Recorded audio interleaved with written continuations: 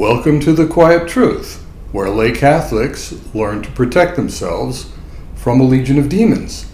I'm Tom Borek with episode 17, Preparing for the Voices of Evil.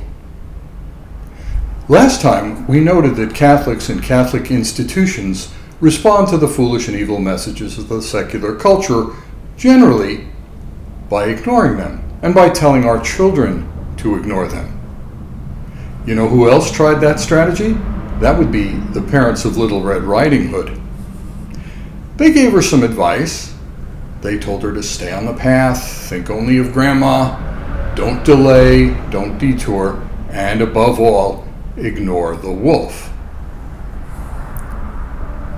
It was good advice as far as it went, but it wasn't nearly sufficient, because no one can really ignore a giant talking wolf. Red was certainly going to listen to the wolf, and she was certainly going to consider what he had to say. In the same way, no modern child is forever going to just ignore bad messages from their peers and ignore all of the messages from the secular culture. They're going to receive those messages, they're going to ponder them, and they're going to consider them as possibilities. Now, telling your kids to ignore the occasional bad message might have worked fine in another day and time when the world was overwhelmingly Catholic, or at least Christian. And in the same way, it might have worked just fine for the Hood family if they had a tidy little house in a safe little village miles away from the woods. But that's not the way it was. They're living in the woods, Grandma's living in the woods, Red's asked to travel from point A to point B, and the tragedy unfolds. The wolf approaches Red, begins to speak to her. She responds out of habit, like any other polite little girl, and they engage in conversation. And as they engage in that conversation, she notices that the wolf speaks pleasantly, doesn't immediately attack her, and she begins to relax. She begins to think that her parents have exaggerated the danger that this creature poses to her. So when the wolf suggests that she take a few steps off the path and stop to smell the flowers, she has no reason to know that he's wrong. She has no reason to believe that she's doing something that's at all dangerous. She's never been exposed to her parents' point of view on the subject. And so she succumbs to the most innocent of temptations, and the result is a horrible double murder of 2 generations of the Hood family. Now, I know we tell the kids that the woodsman came along and rescued them from the belly of the beast, and Grandma and Red were just fine after that.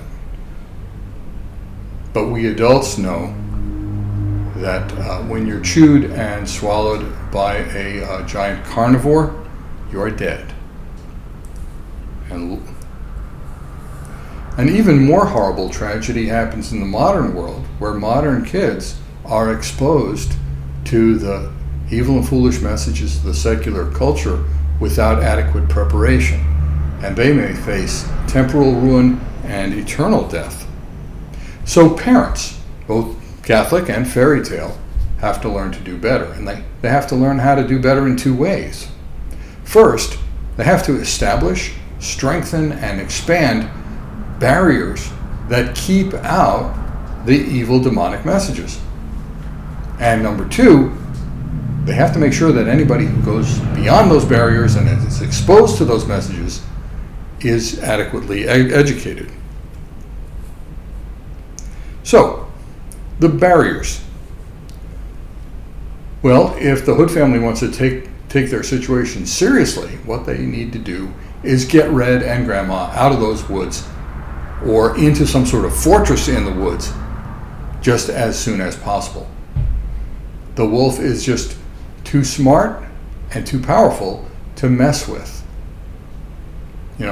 Senior citizens and children can't possibly take him on. He's a danger even to armed, well-trained adults. And if the people who live in the woods can't get together to capture or kill that animal, everybody in the woods is in danger, and everybody ought to be thinking about moving. Now, similarly, the most effective way that we can protect ourselves and our children from foolish and evil cultural messages is by blocking them, by not listening to them at all. Giving a modern child unrestricted access to the internet is like telling Little Red Riding Hood she can go on a solo overnight camping trip into the woods. You know, the cultural demons, unlike the wolf, they don't eat our children, but they can destroy their souls. They can lead millions to temporal ruin and eternal death. So, just to give you the flavor of this about the barriers, I've already had, I think it was episodes 14 and 15, where we spoke about how to protect kids from the messages of the secular culture. But let's right now talk about the best possible barriers and some of the worst kinds of barriers that you can erect. The best ones are contemplated by some small groups of Catholics that plan to create all Catholic communities. All Catholic communities in which everyone is Catholic and all of the messages, or virtually all of the messages that people receive, are positive, and everybody grows up sharing Catholic values.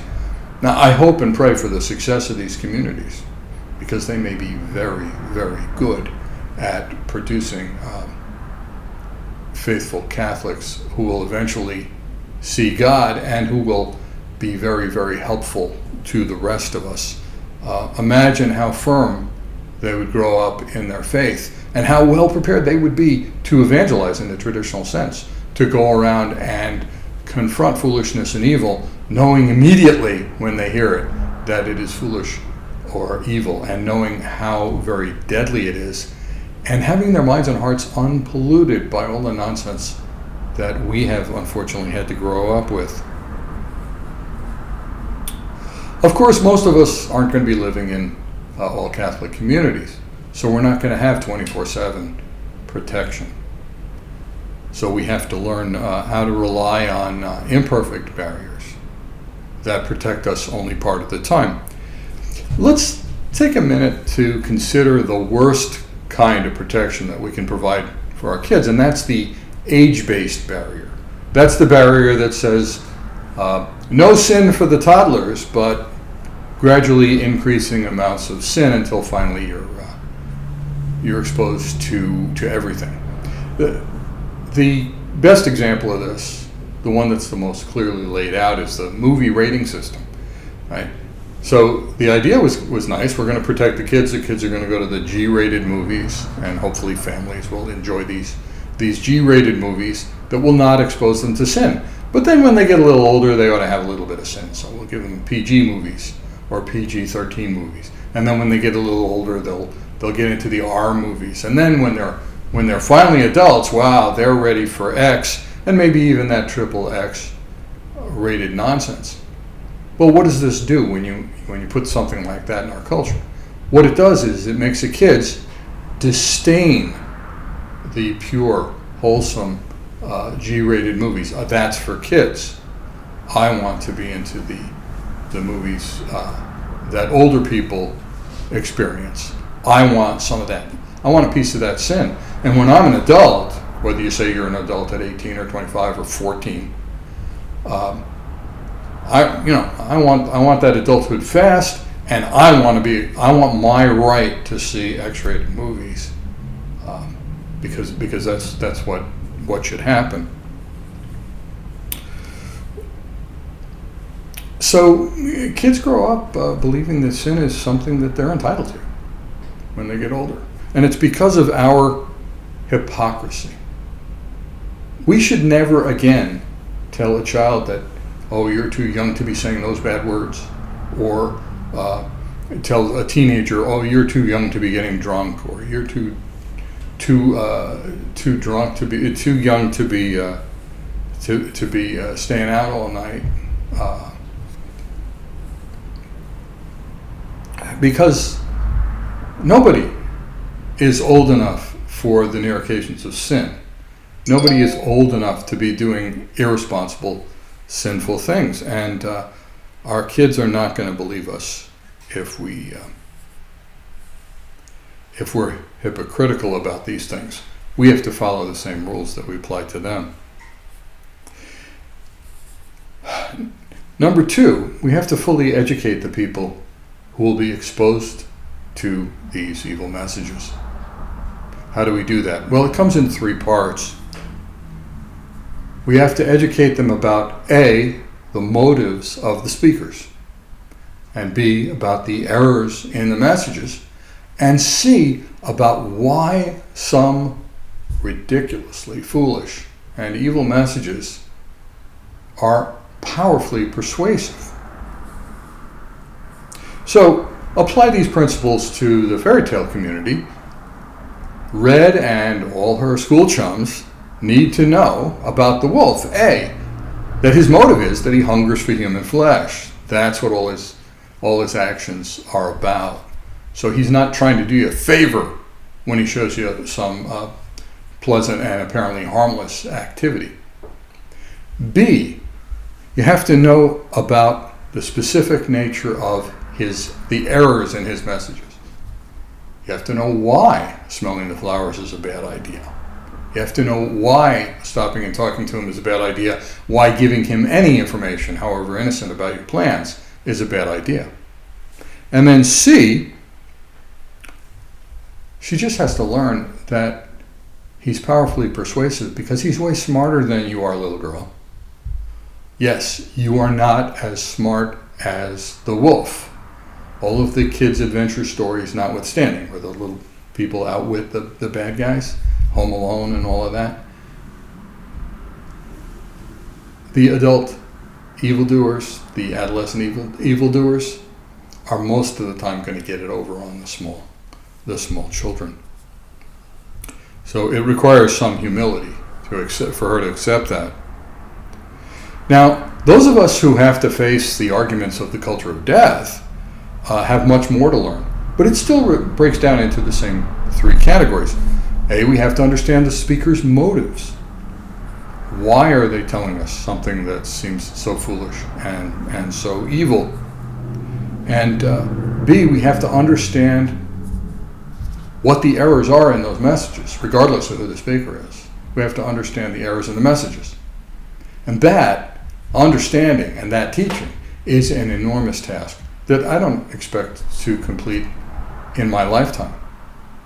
But Quiet Truth episodes 1 through 11 and 14 and 15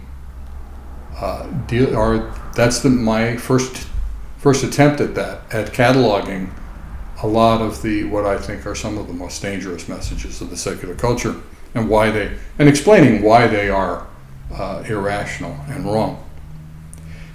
And then C, we have to teach ourselves and our children why these foolish and evil messages are so irrationally yet powerfully persuasive. And we have to teach them that the power comes from 2 places. One, it comes from the fact that we receive the messages over and over and over again from many, many different attractive and impressive people. So it appeals to all kinds of social needs that we have. And second, that these messages frequently appeal to our innate desire for sin. They are the near occasions of sin. And that's a powerful persuader. So just as Red has to learn to admit that she's not as smart as the wolf, we have to admit that we're not smart enough and not virtuous enough to spend our time at the near occasions of sin. We simply can't be trusted there. Next time, we'll expose the secular culture's truly hysterical reaction to just a little bit of quiet truth about political theory. Look forward to episode 18, The Demonic Empire Strikes Back. Thank you for your kind attention. You shall